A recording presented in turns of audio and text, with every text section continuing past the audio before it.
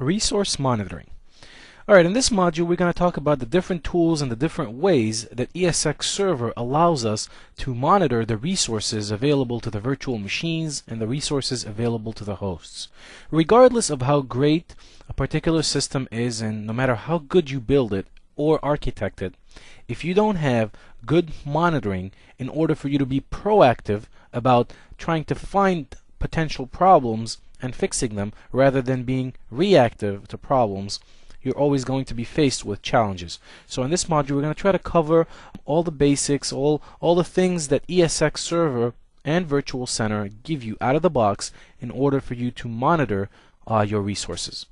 So the topics that we're going to be covering here, we're going to be talking about CPU and memory concepts, how the different CPU or how the VM kernel and ESX in general manage CPU and memory optimization and concepts.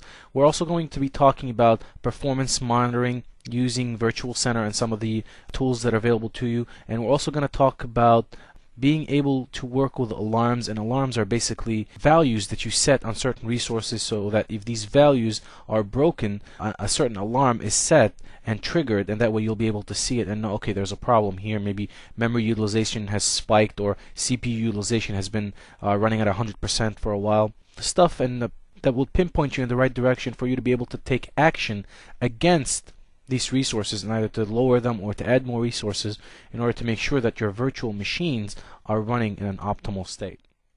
So let's dig into the CPU and memory concepts and take a look at how the VM kernel automatically manages these resources in an optimal way, and the different techniques that are available to the CPU and memory concepts within ESX. With regards to CPU, we're going to be talking about load balancing, how the VM kernel load balances the load of all the VM or the vCPU's requests for time on the physical CPUs. So how it manages the vCPU's requests on physical CPUs. We're also going to be talking about how the VM kernel takes advantage of hyperthreading. Then we're going to move on to memory and take a look at some of the concepts and some of the tricks and tweaks that the VM kernel uses in order to make sure that it has the memory it needs and that it's not running out of memory. And obviously all of these come into play when the resources are scarce and the VM kernel needs to shuffle things around in order to make sure that the necessary resources are available for the necessary or for the requested virtual machines. So we're going to talk about the transparent memory page sharing. We're also going to be talking about the VMmem CTL driver, or in other words, it's called ballooning, and we're going to get into detail about that. And we're also going to be talking about the VM kernel swap file, which I'm sure you guys are familiar with the concept of a swap file, but we're going to get into detail about that as well. So let's kick it off with the CPU load balancing. So you have a virtual machine that has one vCPU. That one vCPU is scheduled on one physical processor. If you have a virtual machine that has two vCPUs, then each one of those two vCPUs has to be scheduled on two physical CPUs. If you have a virtual machine with four, obviously it would have to be scheduled, those four vCPUs would have to be scheduled on four physical processors. So what happens here is every 20 milliseconds, the VM kernel is going to go around the physical CPUs, take a look at the load on these physical CPUs, and if it notices that there's a lot of load on one physical CPU and there's not a lot of load on the other one, it's going to shuffle those virtual CPUs between the physical CPUs in a way that would make sense and would free up resources or would lessen the strain that you have on a physical CPU. So every 20 milliseconds, it's going to take kind of like an inventory of the physical CPUs, see which one is being choked or which one is being crunched, and it's going to move virtual CPUs off of that and assign it to other physical CPUs in order to relax the load on a particular physical CPU. The service console is always scheduled on CPU 0, on physical CPU 0. The service console is not one of those CPUs that the VM kernel can move to another physical CPU. It always has to run on pCPU 0. Now a question that I'm always asked is, what happens if we lose one physical CPU? Well, the answer is simple. If you lose one physical CPU, the system's going to crash. The reason being is the VM kernel always expects to be running on functioning hardware. So the loss of one physical CPU will crash the system. So this has to be clear. All right, let's move on to hyperthreading now. Let's bring up the slide for hyperthreading and talk a little bit about hyperthreading. So does hyperthreading actually double the processing power of a CPU? The answer is no. What hyperthreading does is it allows two threads to execute on a single physical CPU. So it's not doubling the capacity, it's just allowing two threads to execute on one physical CPU. Now, from an operating system standpoint, and I'm sure you guys have seen this many times with Windows 2000 and Windows 2003, etc. When Windows loads, Windows is going to see the CPUs as two. So if you have one physical CPU that's hyperthreaded, the guest operating system is actually going to see it as two logical CPUs. Hence the drawing here. I have one physical CPU which translates into two logical CPUs. Now, ESX takes advantage of this technology, which allows ESX to schedule virtual CPUs to run on logical CPUs. Now, the VM kernel is also smart enough to notice that if you have two virtual CPUs that are each connected to the same, or to two logical CPUs that are on the same physical CPU that are on one CPU core, if these two vCPUs are CPU intensive, it is smart enough to know that they're running on the same core. As such, it will move one of them, it will move one of the virtual CPUs off of the logical CPU onto another logical CPU that is on another physical core, so on another physical CPU.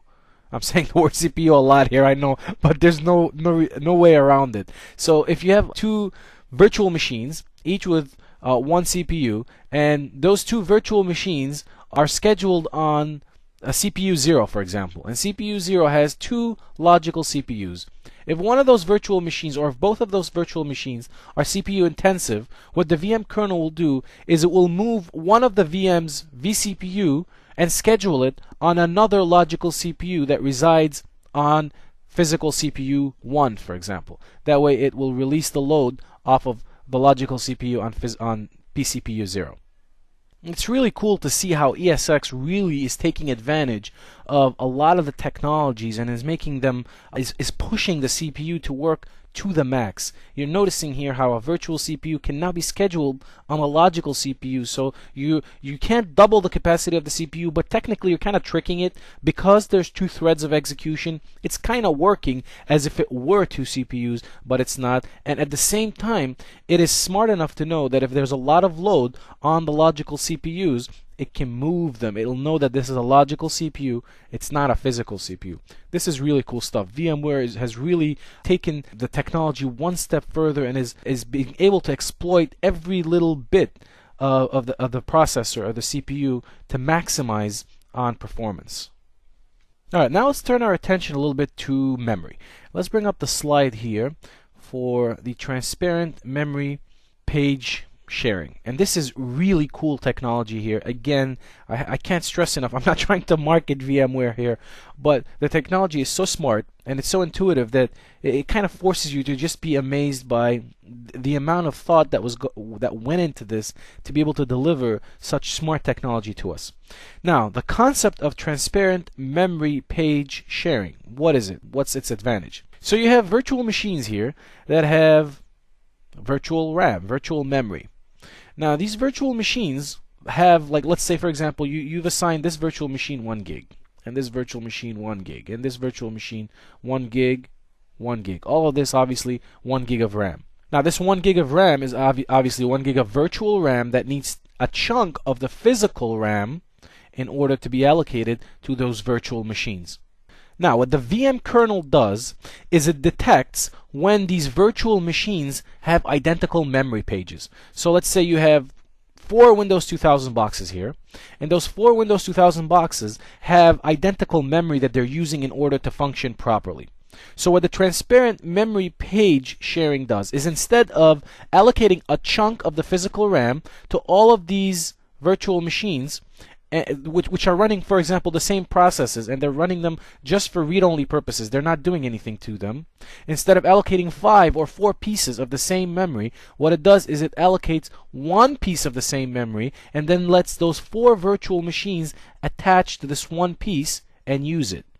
Now, let me make this a little clearer and give you a different example. You have an Excel spreadsheet on a file server somewhere. This Excel spreadsheet is in read-only format, okay? And you have 5 users that are managers that need to open this Excel spreadsheet on the file server. So what do? Do you make 5 copies of the Excel spreadsheet and put it on the file server in different locations and then tell them where it is? Or do you have one file which is read-only, and then you tell them, okay, the file that you're looking for is here, and you can open it, and you have only one version of the file?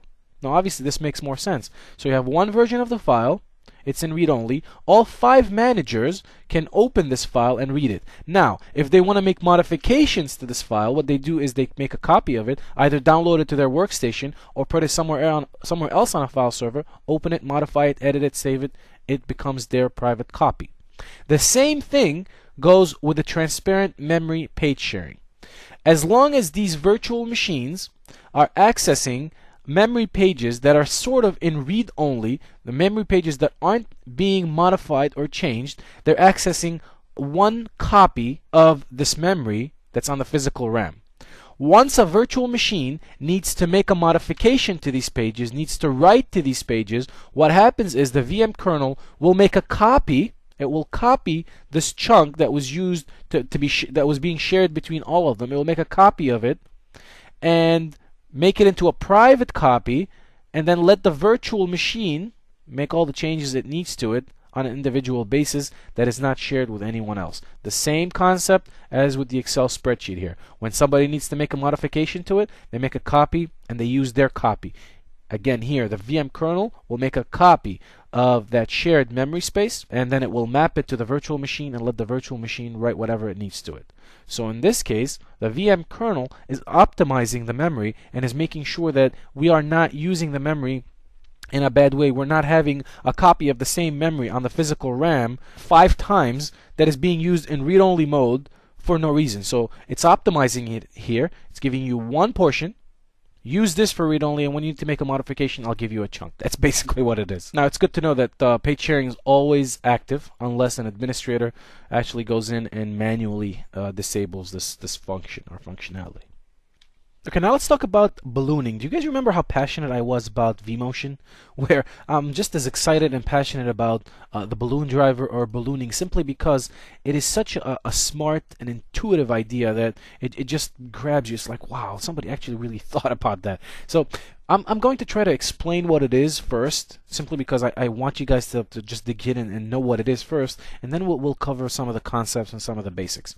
So what is ballooning? Let's say you have an ESX host over here. Let's call it ESX01. And ESX01 has a maximum of 4 gig of RAM. This has to do with memory optimization. And ESX01 has a lot of virtual machines running on it. Let's say it has 5, 6, 10, but let's take the example of 2. You have one virtual machine that has 1 gig of RAM and a second Windows 2000 virtual machine that has also 1 gig of RAM. Now, this first virtual machine is running on 512 meg. Everything is fine and dandy. And this virtual machine is actually running on fewer. It's running on 392 meg of RAM.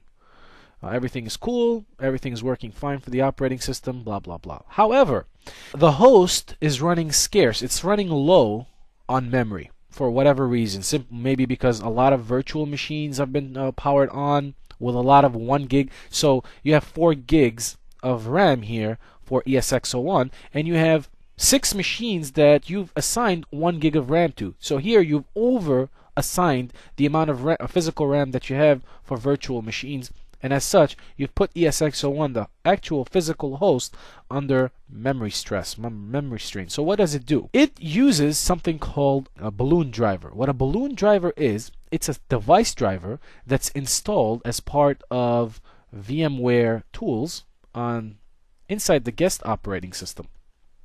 So what it does is, let's assume the VM kernel decides that, okay, I need memory from somewhere. Let's use the balloon driver. So what the balloon driver does once it's initiated is it runs as a service or a device inside of the guest operating system, and it takes the unused memory from the operating system. So if this OS here is using 512 meg, it still has another 512 to go. Now, I'm not saying it's going to take the entire 512, but for the sake of the example here and to keep the numbers easy to follow, I'm going to say that the VM memctl driver, or the balloon driver, is going to take the 512 meg that are not being used by this virtual machine. Since it's only using 512 and it's operating optimally, it's going to take the 512 that's not being used and it's going to yield them to the VM kernel. It's going to basically tell the VM kernel, here, take this, use it until you need it. When you're done, let me know. So what happens here, and this is really cool, the VM is unaware of this driver. This driver doesn't affect it in any way, shape, or form. And the guest operating system is also not affected by the driver. It's done in such a smart way that this is just a simple device driver running inside of the guest OS. So as far as the guest operating system is concerned, this is a device driver for an application, for example, or a piece of hardware that is taking up 512 meg of RAM. It doesn't know, the guest operating system doesn't know that this driver is relinquishing this memory to the VM kernel, and the VM kernel in turn is reusing this relinquished memory to fill up or to use it to bring down the amount of memory that it needs to satisfy its scarce resources.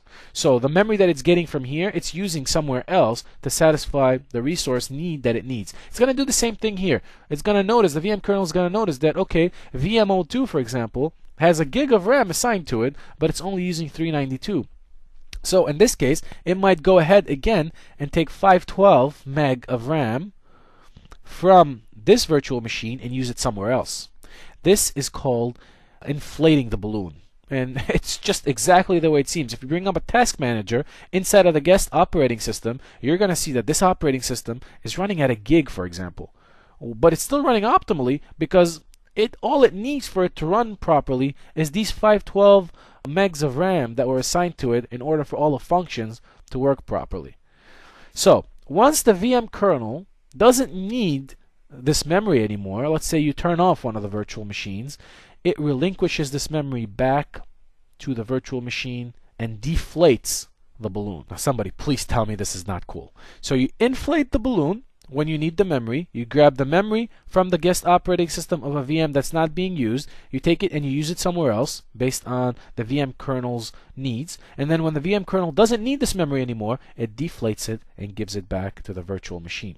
Now this is all done because when you create and configure a virtual machine, you're telling it, okay, we want to give this virtual machine 1 gig because you want to always be on the safe side and make sure that you always have more resources than you need for the virtual machine. But what you've done in fact is this 1 gig has now been grabbed by the physical virtual machine. So if you're adding more virtual machines and they're all coming up, you have a gig here that you've assigned to it but you're not really using. And this is where the balloon driver comes into play. It's taking this unused memory that you've assigned to this virtual machine, using it somewhere else, and then when it's done, it's relinquishing it back. A balloon driver is just flat out one of my favorite concepts with VMware and ESX. I mean, VMware has really thought this thing out, and the beauty of it is that it's using it as part of the operating system. So I mean, and it's letting the operating system tell it which memory pages to take. It's not forcing the operating system to relinquish the memory pages. It's telling the operating system, okay, here, you have a gig worth of RAM, you're using 512, I need 512 for this driver, and then it's taking it and it's using it for something else. This is really cool. Okay, now let's talk about swap. Now I'm sure most of you are familiar with the concept of a swap file or page file or whatever you want to call it. With the VM kernel, you also have a swap file for every virtual machine that you have. As soon as you power on the virtual machine, it's going to create a swap file, and this swap file is going to be located in the same place or in the same location as the VMDK file. And now the size of the swap file is determined by a small calculation here. Every VM might, and I say might because you don't have to, specify a minimum guarantee. So if you say that this, for example, if you say that the minimum guarantee memory for this virtual machine is 256 meg, for example, and the maximum it can use is 512, then your swap file is the difference between those two, which is obviously 256 meg. And yeah, don't tell me it's minus. Okay, I'll put the 512 on top. So the difference between the minimum and the maximum is the swap file size. Now the swap file should always be used, or should always be the last resort, and the reason being is that the system will perform poorly when it's swapping, as I'm sure you all have seen and noticed when you're paging in Windows or any other operating system.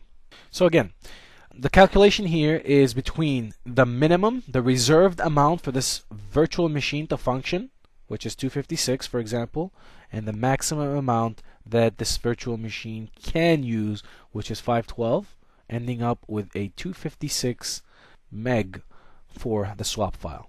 What do you guys say if we now log into Virtual Center and see how we can monitor the CPU utilization, memory utilization, disk usage, network bandwidth utilization, etc., in order to give us signs of potential problems, if any? When monitoring your virtual infrastructure, it's extremely important to understand the difference between the tools that you can use to monitor the guest operating system and the tools that you need to use in order to monitor the actual virtual machine and the ESX host, because there's a difference between all three. The tools that you have that monitor the guest operating system are the traditional tools that come with Windows, for example, such as Perfmon or the Task Manager, that allow you to monitor what the operating system is measuring as far as CPU utilization and memory utilization, so on and so forth. Now, if you want to monitor the virtual machine and the ESX host utilization, you will need to use Virtual Center, and we're going to take a look at both. But with the new release of vSphere, now the VMware tools include a library called the perfmon.dll.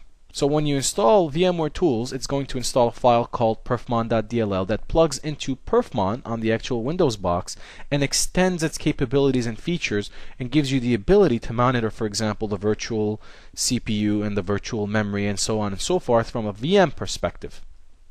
So now you no longer have to only manage the guest operating system's performance, you're also able to see what's going on with that virtual machine and the ESX host. And the reason I'm saying that is what looks to the guest operating system as 100% virtual CPU utilization is not the same as what is going on in the ESX host, because the ESX host might be allocating 20% of the physical CPU to this guest operating system. So from the guest operating system's perspective, this 20% is 100% of virtual CPU. But from the physical ESX host perspective, that's 20%, because the physical CPU is divided and is serving up multiple virtual machines, whereas that guest operating system is only looking at the virtual hardware that it's installed on. So from the virtual hardware's perspective, that represents 20% utilization as far as the physical is concerned. So let's go ahead and go into a virtual machine and take a look at the Perfmon and also the Task Manager. So I'm going to go ahead and open the console of this virtual machine. And this is just your typical Windows operating system. Now you can always bring up the Task Manager if you wanted to take a look at a snapshot of what's going on as far as your virtual machine is concerned. And if you wanted more detail, you can always open Perfmon. And you can open Perfmon in a number of different ways. I just like to use the run command, just type in Perfmon. And there you go. Now you'll get some performance monitors or performance counters that are there by default. If you wanted to add any more, you can always click on the plus button here, and you'll notice from the performance object dropdown that we now have several new libraries. So you have the VM memory and you have the VM processor. If you click on them, then it gives you more options as far as what type of counters you want to monitor. So now you have the ability to monitor the guest operating system, the virtual machine, and also the ESX host. That's from within the virtual machine's perspective. Now let's take a look at what Virtual Center offers us. So I'm going to go ahead and minimize this console here. Now, every object within the inventory has a performance tab, as you can see here. But for the purposes of this example, we're going to stick with this virtual machine. So I'm going to click on its performance tab. And we're going to start off with the overview view, which is the default view that you'll see when you click on that performance tab. The overview is kind of like a quick snapshot of what's going on from the CPU's perspective, the memory's perspective, the disk's perspective, the network perspective. So if you scroll down, you'll be able to take a look at these counters. And all the way down to the bottom, you'll notice that you have a day's worth of summary for ESX01. It's virtual machines, and you'll see the CPU, memory, etc., etc. So this is a quick snapshot of it. Now, if we scroll back up, let's start with what we have here to the left. You have two different views that you can choose from. This is the home view. Now, you also are provided with a storage view. So if you click on the storage view, you're going to get some cool graphics here that tell you what the space utilization is by file type, what the space utilization is by data store, so on and so forth. Up here to the right, you can always refresh. Now, if we go back to the home view, we also have the ability to specify the time range. So right now I'm looking at 1 day's worth of performance metrics gathering. So from the drop down, I can do real time to see what's going on right now. We can do a week's worth, a month's worth, a year's worth, and then you can do custom. So if this virtual infrastructure has been up for the last 2 years and you're trying to generate reports, you can always do custom and generate the reports based on the time slice that you want. Now, reports are always useful, and you can always tweak the reports depending on what you're trying to accomplish. So if you're trying to justify new hardware, you can always come in here and take a report based on the last 6 months that shows you're running out of resources. You could take that report and go to your management and say, this is why I'm asking for more hosts or more memory or more CPU power, because we've been running out of resources for the last 6 months. So I don't have the ability to grow this environment if the business has a need for more servers or applications at this point. So the performance metrics can be used to do a whole number of things, and you have all the information that you need from within Virtual Center. You can gather information about the host, the infrastructure, the clusters, and we'll take a look at different views, but right now we're just looking at this virtual machines view. So I'm going to leave this at a day, and if we go over here to the right, you can see that you also have the ability to refresh the data if you needed to. Now, this is just an overview view. If you wanted to get more granular into what you can do as far as performance metrics are concerned, now you need to switch over to the advanced view. The advanced view gives you or allows you to dig deeper within every counter and take a look at what's going on. Now, you'll notice on the chart here, you have the ability to hover your mouse over a certain area of this chart, and it gives you what's going on at that particular instance, from the dates perspective, the memories, etc. So you can change the view that you're trying to look at here. Right now, I have it set to disk. You can always, from the drop-down menu, set it to CPU. Now, these are the counters that it's monitoring by default from a CPU perspective. And we'll talk in a second on how you can modify these counters, whether you want to add or remove some of these counters. But let's take a look a little bit up here to the right. We already covered what you can do with as far as the view is concerned. We're looking at CPU, but you can also look at disk, memory, network, system, etc. You can always print this particular chart if you wanted to. Refresh the data again. You can save it. If you wanted to save a JPEG image of this chart, you can always use that to save.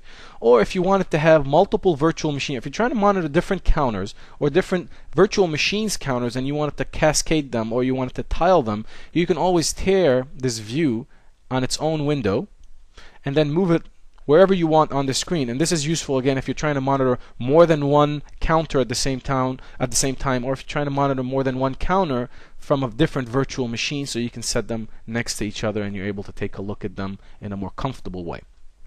So I'm going to go ahead and close that. And now let's go into the chart options here. Once you go into the chart options, we're looking at the default chart. And you'll look here, you'll see that I'm looking at memory. So for example, if you wanted to change the types of counters that you're looking at from a memory perspective, first of all, you have to specify the time slice. You can look at them from a real-time perspective, or if you want to look at them from the past day, etc., you can select that. But if you're looking at them from a real-time perspective, you can come down here and then select the counters that you want to look at. So if you wanted to look at the memory swap, you wanted to look at the balloon, for example, you can always select that, click OK, and it's going to add it to the graph, and you'll be able to see what's going on from a memory ballooning perspective. So on and so forth. You have the same thing for the network, for the disk, for the CPU, for the system, etc., etc. Now, you also have the ability, some people don't like to see the line graph. You want to see more of the stacked graph. You can always switch your view here, and you'll notice you'll have the bars that are going up and down next to each other rather than have the lines going across the screen. So this all depends on how comfortable you are of reading the different types of graphs. Some people like the lines, some people like the stacked graphs. I'm going to keep this back at the line here. We're going to click on apply. You also have the ability of modifying the chart settings. So if you come in here and modify the chart settings to your liking and you want to save it, you can always click on save, and I'm just going to name this one Eli for the purposes of this example. And now from the drop down menu, every time you come in here, you can switch between the default and Eli. And if you obviously wanted to delete something or manage it, you can always select it, click on delete, and boom, that is gone.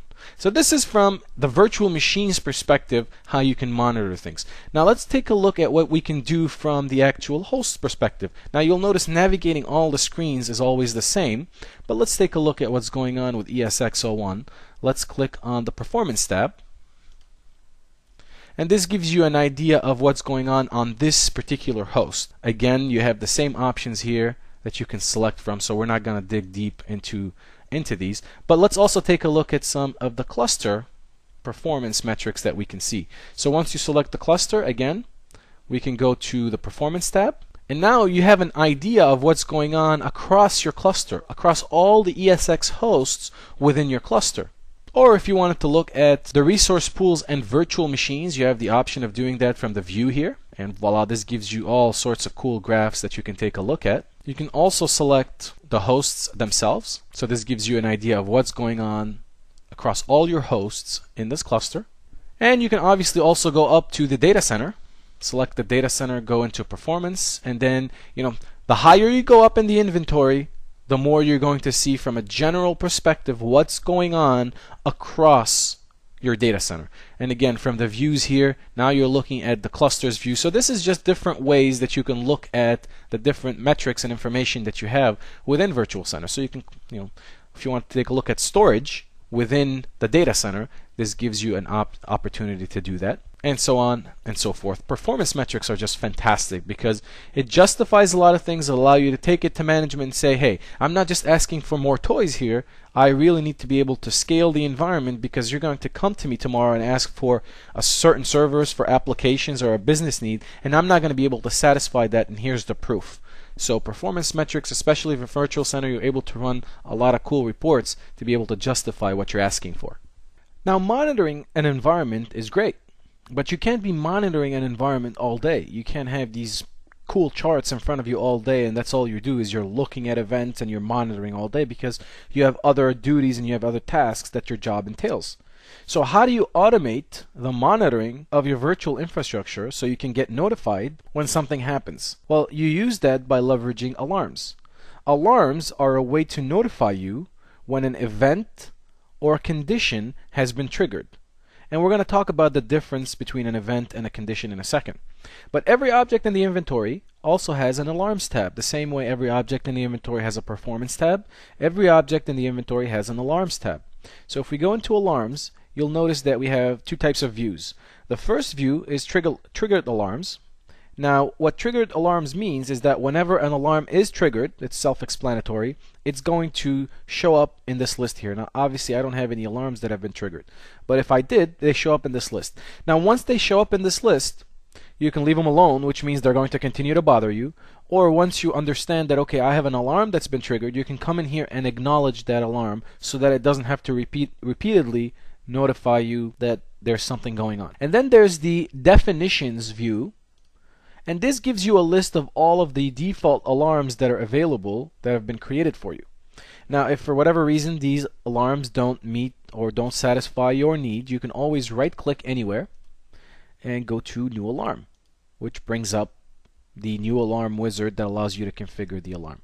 But before we do that, let's talk about the different types of alarms that exist. So you have what's known as an event alarm. So you're monitoring an event. So an event can be, for example, there are insufficient licenses, or it can be that the health of a host's hardware has changed, or you've change the configuration of a distributed virtual port group. That's an event. You can get notified based on that. Now a condition means that a virtual machine CPU has changed. It's gone over a threshold that you've specified. If a virtual machine CPU has gone over 90% and you want it to get notified when that happens, then you can configure an alarm for that. So there's two types of alarms. There's an event alarm and there's a condition alarm, and you can configure those accordingly. Now, if you wanted to configure an alarm, custom alarm, we can come into this wizard here, and the first thing you're going to notice is you obviously have to give this alarm a name and a description so you understand what you're trying to monitor. And then you want to tell it, well, what are you trying to monitor? Are we trying to create an alarm for virtual machines, or are we trying to create an alarm for hosts? And you have a whole slew of things that you can select from here. I'm going to stick with virtual machines for the purposes of this example. And here you have the ability to tell it what type of alarm you want to create. Again, you can create alarms based on conditions, like I said, or you can create alarms based on events. So what type of alarms are you trying to configure? And then if you wanted to create the alarm but you didn't want to enable it right away, you can obviously uncheck this box. Now let's go into the triggers box and actually configure what do you want this alarm to trigger against. What do you want to happen in order for this alarm to get triggered? And from the button here where it says add, you can add the first trigger, and then you'll notice that it's VM CPU usage. So if you want to monitor that, you can always select something else from the drop down, whatever else you are trying to monitor, and then you can modify the condition here. So if you want it to be above, for example, or if you want it to be below. So in this case, we're saying I want you to trigger once it's above 75%. I want you to send me a warning, and if it lasts for 5 minutes, then I want you to send me another warning or another alert at 90% if it lasts for 5 minutes. So I don't want it to send me an alert just because the CPU spiked to 75% for a few seconds or for a minute. But if the CPU is sustained at 75% for 5 minutes, then alert me. The same thing, if the CPU is sustained at 90%, then alert me. So you're giving it what you want here as far as the triggers. Now you can always add additional lines and then set the triggers or set the different alarms here. And from this radio button here, you're able to tell it, I want you to trigger if any of these conditions are satisfied, or I want you to only trigger if all of them are satisfied. So if you want to say, for example, I want the CPU utilization to be at 75% and the memory at 75%. So if both of those are met, then send me alarm. But if one of them is met and the other one is not, then don't send me alarm. This would be the place to configure that. Now, from a reporting perspective, you have two options. If you wanted to specify a range, for example, the first option is repeat triggered alarm when condition exceeds the range, this range. So let's say you have the CPU utilization at 75%. You want it to send you that alarm again if you set it here to 20%. So let's say 75% CPU utilization. If add another 20% on top of that, now you have 90%. So send me another alarm or another alert when the CPU utilization reaches 90%. So this is where you can configure a range here of how often you want it to send you and at what intervals. Now the frequency, how often do you want me to send you this? So if you set it here to, let's say, 5 minutes, then it won't send you this alert every 1 or 2 or 3 minutes. It'll send you this alert every 5 minutes. So every 5 minutes is going to check if those metrics, if that trigger, if that state is still within those triggers, then it's going to resend you the alarm and so on and so forth. But it won't send you the alarm if you don't want it to every 5 minutes or every 2 minutes. You can configure this interval based on what you want in order to not overload your monitoring system or your email with constant triggers about this alarm. Now, what do you want it to do? So you've configured a trigger. I want you to send me an alarm when my CPU utilization hits 75%, and another warning or another alert when it hits 90%. But what actions do you want me to do when these events or conditions are met? This is where you can come in and add 1 or 2 or 3 reactions to the trigger. So the first thing I want you to do is send an email notification, and you can tell it the frequency. You want it to send an email notification once, for example, or you want it to repeat. So this is where you would be able to control it. And you're able to control it when it goes, for example, here, you'll see that it has icons. When it's going from warning to alert, you want it to send the email once or multiple times. If it's going from alert back to warning, from alert or from warning back to normal, from normal to warning. So you're able to control when do you want this email to be sent, and based on what type of criticality, send once, twice, or continue to send. Now, this is the first option, allows you to send an email. Now, you can select the second option here. From the drop-down menu, you can send a notification trap. You can run a command. There's different things that you can run against the virtual machine once that trigger occurs. You can power on the virtual machine, power off the virtual machine, you can suspend it, you can migrate it, which is awesome because if the CPU utilization hits 75% for a good 20 minutes, then initiate a migration of that virtual machine from ESX01 to another ESX host that might have more resources available for that virtual machine, and so that it's not constrained for resources. If the problem is the underlying ESX host, the problem might be the virtual machine. At that point, you have to give it more resources. But this is one of an automated responses that you can use just in case it's the actual host. So you can take that measure against it, and if the alarm persists, then you know that, okay, you have it automatically set to migrate, so it's already migrated, and this alarm is persisting, which means it's not the ESX host. The problem is the actual virtual machine doesn't have enough resources to satisfy its needs. So on and so forth. You can always scroll down through this here. And once you're ready, you can also click on OK and create the alarm. So I'm going to click on cancel here to exit out. Now, in order to configure Virtual Center to send you an email once a notification has been identified, you have to configure that. And to do that, let's go back into the home screen. From the home screen, we're going to go to Virtual Center Server Settings, and then we're going to click on SNMP. This is where you can configure all of the host traps in order to send the SNMP stuff from the alarms. The mail allows you to specify the SMTP server and the sender's account, so where do you want it to send from. This allows you to configure how you want these alarms to deliver the notification to you, whether it's mail or SNMP traps, so on and so forth. So you want to make sure these are properly configured in the environment in order for these alarms to reach the appropriate system or the appropriate person for that matter. And that's it for alarms. It's very basic, very straightforward. Alarms are extremely useful. As the environment grows, you're going to see that you rely on alarms more and more in order to allow you to know what's going on in the environment, because like I said, there's no way you can sit there and constantly monitor all of your virtual machines. So you rely on alarms to notify you in the event that certain triggers are met. And that's a wrap for this module, folks. We hope it's been informative for you, and we'd like to thank you for viewing.